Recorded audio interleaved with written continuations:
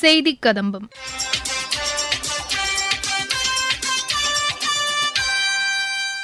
இன்றைய செய்திக் கதம்பத்தில் பிரதம மந்திரி விக்சித் பாரத் ரோஜ்கர் யோஜனா திட்டம் குறித்து நெல்லை மண்டல முதன்மை ஆணையாளர் திரு சண்முகம் வழங்கும் தகவல்கள், மாணவர்களுக்கு வாசிக்கும் மற்றும் எழுதும் திறன் மேம்பாடு குறித்து தமிழக பள்ளிக் கல்வித்துறை இயக்குநர் திரு கண்ணப்பன் தரும் தகவல்கள் மற்றும் மத்திய அரசின் சமூக வலைதள பதிவுகள் ஆகியவை இடம்பெறுகின்றன. முதலில் மத்திய அரசின் வேலைவாய்ப்புடன் கூடிய ஊக்கத்தொகை திட்டமான பிரதம மந்திரி விக்சித் பாரத் ரோஜ்கர் யோஜனா திட்டம் குறித்து திருநெல்வேலி மண்டல முதன்மை ஆணையாளர் திரு சண்முகம் கூறுகையில், முக்கியமா பாத்தீங்கன்னா நம்ம எம்ப்ளாயீஸ் டிவிடெண்ட் சொல்லுவோம். அதாவது நம்ம யங் பாப்புலேஷன் அதிகமா இருக்கிறாங்க. ஸோ அந்த டிவிடெண்டை நம்ம நல்ல முறையில் அதை அறுவடை செய்து தொழிலாளர்களுக்கு கிடைக்கக்கூடிய அந்த வேலை வாய்ப்பும் நல்ல முறையில் பண்றது மாதிரியும், அதே மாதிரி அவங்களுக்கு சிறந்த முறையில் ஃபினான்சியல் லிட்ரஸி, அந்த வேலை பார்க்கக்கூடிய இடத்துல ஃபினான்சியல் லிட்ரஸி சம்பந்தமான சில ட்ரைனிங் மெட்டீரியல்ஸும் கொடுத்து அவங்களுக்கு தன்னை செயல் திறன்கள் ஸ்கில்ஸை டெவலப் பண்றதுக்காக அதுக்குண்டான இதுவும் பண்றாங்க. ஸோ இதை மத்திய அரசு இந்த கடந்த பட்ஜெட்ல இதுக்கு கிட்டத்தட்ட 99,446 கோடி இதுக்காக செலவினத்துக்காக ஒதுக்கீடு செய்யப்பட்டிருக்கு.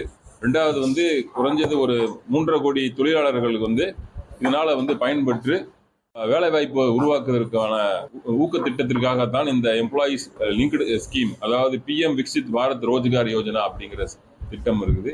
இதை இருக்கக்கூடிய அனைத்து நிறுவனங்கள், முக்கியமாக உற்பத்தி செய்யக்கூடிய நிறுவனங்கள் அவர்களுக்கும் தொழிலாளர்களுக்கும் வேலை வாய்ப்புகள் தேடுபவர்கள் அடுத்து வரக்கூடிய காலங்களில் உருவாக்குறதுக்காக இந்த திட்டம் முன்னேற்றத்திற்காக இது அறிமுகப்படுத்தப்பட்டுள்ளது. இந்த திட்டமோட ஸ்டார்டிங் எப்படின்னு கேட்டீங்கன்னா, ஆகஸ்ட் 1, 2025 இருந்து 31/7/2027 வரைக்கும் 2 ஆண்டு காலத்துக்கு இது நடைமுறையில் இருக்கும். இதுல இருக்கக்கூடிய கூடுதலாக வேலை வாய்ப்பு தரணும். ஏற்கனவே இருக்கக்கூடிய வேலை வாய்ப்பு இருக்கக்கூடிய இந்த தொழிலாளர்களோட எண்ணிக்கையை காட்டிலும் கூடுதலாக 50 பேருக்கு கீழே அப்படின்னா அதுக்கு ஒரு த்ரெஷ்ஹோல்ட், 50 பேர் இருக்கக்கூடிய மேல இருக்கக்கூடிய எம்ப்ளாய்மெண்ட்னா அதுக்கு 5 பேருக்கு மேல கூடுதலாக வேலை வாய்ப்பு தந்திருக்க வேண்டும். அப்படிங்கிற அடிப்படையில அந்த கூடுதலாக வேலை வாய்ப்பு பெற்றிருக்கக்கூடிய தொழிலாளர்களுக்கும் அதுல பயனடைகிற மாதிரி அவங்களுக்கு கேஷ் பெனிஃபிட் கொடுக்குற மாதிரியும், அதே மாதிரி அவங்களுக்கு வேலை வாய்ப்பை உருவாக்குவர் இருக்கக்கூடிய தொழிலதிபர் அந்த தொழில் முனைவோருக்கும் அதனால பலனடைகிற மாதிரி அதுல பார்ட் A, பார்ட் B அப்படின்னு சொல்லி 2ஆக பிரித்து 2க்கும் தனித்தனியாக அட்டவணைப்படி கொடுத்திருக்கிறோம். அதோட விவரங்கள் டிஸ்ட்ரிபியூட் பண்ணியிருக்கிறோம். அதுல பார்க்கும்போது நிறைய விவரங்களை உங்களால பார்க்க முடியும். ஸோ இதன் மூலமாக வேலை வாய்ப்புகள் கூடி நம்மளுடைய நாட்டினோட உற்பத்தியும் கூடி இருக்குங்கிறது தான் என்னுடைய நோக்கம். 20 பேருக்கு மேல இருக்கக்கூடிய தொழிலாளர்கள் நிறுவனங்கள் நம்மளோட ஏற்கனவே வைப்பு நிதியில பதிவு செய்திருக்கிறார்கள். அப்படி பதிவு செய்யக்கூடிய நிறுவனங்கள் ஏற்கனவே மாதம் வைப்பு நிதி செலுத்திக்கிட்டு தான் இருக்கிறாங்க. அப்படி அந்த வகையில ஜூலை 1ஆம் தேதிக்கு அப்புறம் புதிதாக வேலைக்கு சேர்த்துப்பவர்கள் இருப்பாங்க இல்லையா, கூடுதலாக அவர்களுக்கு பயன்பெறும் வகையில தான் திட்டம் இருக்கு. அப்படிங்கும் போது அவங்களுக்கு ஏற்கனவே அதுல சிஸ்டத்திலேயே ஆன்லைன்லேயே செய்வதற்கான வசதிகள் இருக்கு. அதற்கு எப்படி செய்யணும், ஆன்லைன்ல மாசம் வைப்பு நிதி செலுத்தும் பொழுது அந்த புதிதாக சேர்க்கப்பட்டிருக்கக்கூடிய அந்த தொழிலாளர்களோட எண்ணிக்கை அதுல ஆன்லைன்ல அவங்களுக்கு யூஏஎன் நம்பர் அசைன் பண்ணுவாங்க. யூஏஎன் நம்பருங்கிறது PF நம்பர் ஈடான ஒரு நம்பரு. அந்த யூஏஎன் நம்பரை உள்ள போகும்பொழுது அவர் புதிதாக வேலைக்கு சேர்ந்திருக்கிறாரா, இதுக்கு ஏற்கனவே வேற எங்கேயாவது வேலை செய்திருக்கிறாரா அப்படிங்கும் போது இல்லை, இவர் புதிதாக தான் வேலை செய்திருக்கிறார், இவர் ஏற்கனவே யூஏஎன் கிடையாது அப்படிங்கிற பட்சத்துல அவருக்கு அந்த தகுதியை உருவாக்கி அது ஆன்லைன்லேயே அதுக்குரிய செயல்பாடுகள் எல்லாமே ஃபெசிலிட்டேட் செய்யப்பட்டிருக்கு. தொழிலாளர்களுக்கு கிடைக்கக்கூடிய பயன்களை பொறுத்த வரைக்கும் ஆன்லைன்ல செய்யக்கூடியது ஆட்டோ கிளைம்ஸ் மோடுக்கு வந்துட்டோம். நாங்க முன்னாடி 1 லட்சம் வரைக்கும் ஆட்டோ பண்ற மாதிரி இருந்துச்சு. இப்ப 5 லட்சம் வரைக்கும் ஆட்டோ கிளைம்னா ஆட்டோமேட்டிக்கா உங்களுடைய பேலன்ஸ்ல வச்சு பார்த்து சிஸ்டமே பார்த்துட்டு உங்களுக்கு எந்த விதமான இல்லாம சீக்கிரமா கிடைக்கிற மாதிரி பண்ணிட்டு இருக்கோம். அது கூடிய விரைவில் பாத்தீங்கன்னா ஆட்டோ கிளைம் வரும்போது இன்னும் 10 லட்சம் 15 லட்சம் வரைக்கும் கொண்டு வரும் பொழுது இருக்கக்கூடிய அதிகபட்சமான தொழிலாளர்களுக்கு ஆட்டோ கிளைம்ல செட்டில்மெண்ட் ஆகிறதுக்கான வாய்ப்புகள் வருங்காலங்களில் இருக்கிறதுக்கான சாத்தியக்கூறு இருக்கு.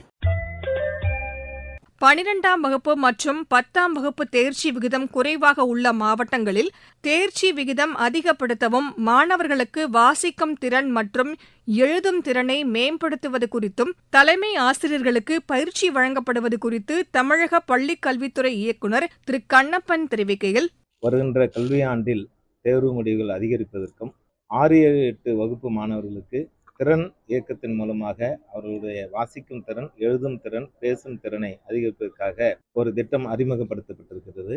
இது விழுப்புரம் மாவட்டத்தில் சிறப்பாக செயல்படுவதையும், எவ்வாறு மாவட்ட கல்வி நிர்வாகமும் மாவட்ட நிர்வாகமும் இணைந்து செயல்படுகிறார்கள் என்பதை ஆய்வு செய்வதற்காகவும், கடந்த கல்வியாண்டில் விழுப்புரம் மாவட்டம் 12ஆம் வகுப்பில் 11வது இடத்தை பெற்றிருக்கிறது. இன்னும் சற்று கூடுதல் முயற்சி எடுத்தால் முதல் 5 ரேங்க்குள்ள வருவதற்கான வாய்ப்புகள் இருப்பது என்பதை ஒவ்வொரு தலைமை ஆசிரியருக்கும் எடுத்து சொல்வதற்காகவும் நம்முடைய ஸ்லாஸ் என்ற state level achievement survey நடத்தப்பட்டிருக்கிறது.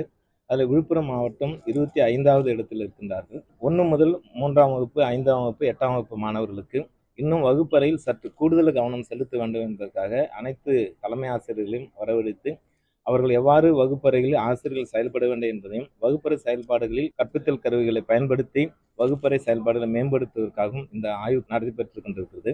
Villupuram மாவட்டத்தில் கண்டிப்பாக இந்த கல்வியாண்டில் இன்னும் சற்று கூடுதலாக தேர்வு முடிவுகளும் சிறு வகுப்புகளில் 6-8 வகுப்புகளில் வாசிக்கும் திறனையும் எழுதும் திறனையும், குறிப்பாக எண்ணறிவை பொறுத்தவரை வாய்ப்பாடுகளில் அதிக கவனம் செலுத்தி எளிமையாக கணக்குகளை செய்வதற்கு அந்த குழந்தைகளுக்கு வகுப்பறை செயல்பாடை மேம்படுத்துவதற்காக நம் தொடக்க நடுநிலைப் பள்ளிகளில் smart class room அறிமுகப்படுத்தப்பட்டிருக்கிறது.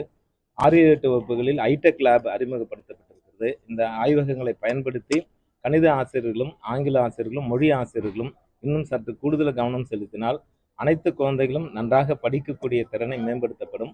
Villupuram, Tiruvannamalai போன்ற பின்தங்கிய மாவட்டங்களில் அதிக எண்ணிக்கையில் அரசு பள்ளியில் மாணவர்கள் படித்துக் கொண்டிருக்கிறார்கள். தனி கவனம் செலுத்துவதன் மூலமாக இவர்களுடைய கல்வி நலனை மேம்படுத்த முடியும் என்ற நோக்கோடு அரசு அனைத்து மாவட்டங்களுக்கும் அலுவலர்களை அனுப்பி கல்வி செயல்பாடுகளை மேம்படுத்துவதற்கு தலைமை ஆசிரியருக்கான ஆய்வுக் கூட்டத்தை நடத்தப்படுகிறது. அந்த வகையில் விழுப்புரம் மாவட்டத்தில் இப்போது தலைமை ஆசிரியருக்கு ஆய்வுக் கூட்டம் நடத்தி வருகின்ற இந்த கல்வியாண்டினுடைய செயல்பாடுகளை மேம்படுத்த வேண்டும் என்று அறிவுரைகள் வழங்கும். குழந்தைகளுடைய எழுதுகின்ற திறனையும் வாசிக்கும் திறனையும் மேம்படுத்தியிருக்கின்றார்கள். ஒருங்கிணைந்த பள்ளி கல்வி திட்டத்தின் மூலமாக 125க்கும் மேற்பட்ட சிறு புத்தகங்கள் தொடக்க பள்ளிகளுக்கு வழங்கப்பட்டிருக்கிறது.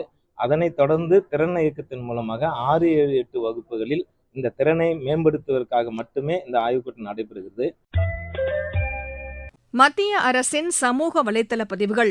கார்கில் வெற்றி தினம் இன்று கொண்டாடப்படுகிறது. இந்நாளில் பாதுகாப்புத்துறை அமைச்சர் திரு ராஜ்நாத் சிங் தேசிய போர் நினைவு சின்னத்தில் மலர் வளையம் வைத்து மரியாதை செலுத்தினார். தமது சமூக வலைதளத்தில் இதுகுறித்து பகிர்ந்துள்ள அவர், வீரர்களின் உயிர்த்தியாகம் மற்றும் அர்ப்பணிப்பு நாட்டிற்கு சேவை செய்ய தொடர்ந்து ஊக்கமளிப்பதாக குறிப்பிட்டுள்ளார். நாட்டின் கௌரவத்தை பாதுகாப்பதில் வீரர்களின் தைரியம் மற்றும் மன உறுதிக்கு மனமார்ந்த அஞ்சலி செலுத்துவதாக குறிப்பிட்டுள்ளார். காலத்தால் அழியாத வீரர்களின் உயிர்த்தியாகத்திற்கு இந்தியா என்றென்றும் கடமைப்பட்டிருப்பதாகவும் திரு ராஜ்நாத் சிங் கூறியுள்ளார். உலகக்கோப்பை செஸ் தொடரின் இறுதிப் போட்டிக்கு இந்திய வீராங்கனைகளான கொனேரு ஹம்பி மற்றும் திவ்யா தேஷ்முக் ஆகியோர் முன்னேறியுள்ளதற்கு உள்துறை அமைச்சர் திரு அமித் ஷா பாராட்டு தெரிவித்துள்ளார். இதுகுறித்து தமது சமூக வலைதளத்தில் குறிப்பிட்டுள்ள அவர், போட்டியின் முடிவு எதுவாக இருந்தாலும் இந்தியா ஏற்கனவே வென்றுவிட்டதாக கூறியுள்ளார். தொடர் முழுவதும் அவர்கள் காட்டிய உறுதியும் விடாமுயற்சியும் அவர்களுக்கு வெற்றியை தந்துள்ளதாக திரு அமித் ஷா கூறியுள்ளார். மாலத்தீவின் 60வது சுதந்திர தினத்தையொட்டி அந்நாட்டு மக்களுக்கு வாழ்த்து தெரிவித்துக் கொள்வதாக மத்திய வெளியுறவுத்துறை அமைச்சர் டாக்டர் ஜெய்சங்கர் கூறியுள்ளார். இதுகுறித்து தமது சமூக வலைதளத்தில் பகிர்ந்துள்ள அவர், மாலேவில் இன்று நடைபெற்ற சுதந்திர தின கொண்டாட்டங்களில் பிரதமர் திரு நரேந்திர மோடியுடன் பங்கேற்றது குறித்து பெருமிதம் கொள்வதாக கூறியுள்ளார். இந்திய பெருங்கடலில் அமைதி மற்றும் ஸ்திரத்தன்மையை வலுப்படுத்தும் வகையில் இரு நாடுகளுக்கும் இடையேயான 60 ஆண்டுகால உறவுகளை கொண்டாடுவதாக இந்நாள் அமைந்துள்ளதாக டாக்டர் ஜெய்சங்கர் கூறியுள்ளார். அமெரிக்காவின் மார்னிங் கன்சல்ட் என்ற வணிக புலனாய்வு நிறுவனம் வெளியிட்டுள்ள ஜனநாயக தலைவர் ஒப்புதல் மதிப்பீடுகள் என்ற உலகளாவிய பட்டியலில் பிரதமர் திரு நரேந்திர மோடி முதல் இடம் பிடித்துள்ளார். இதுகுறித்து மத்திய அமைச்சர் திரு பியூஷ் கோயல் தமது சமூக வலைதளத்தில் பகிர்ந்துள்ள செய்தியில், உலக அரங்கில் இந்தியாவின் நன்மதிப்பிற்கு இது ஒரு சான்று என கூறியுள்ளார். உலகின் மிகவும் நம்பகமான தலைவராக பிரதமர் திரு நரேந்திர மோடி தொடர்ந்து வருவது மகிழ்ச்சி அளிப்பதாக திரு பியூஷ் கோயல் கூறியுள்ளார்.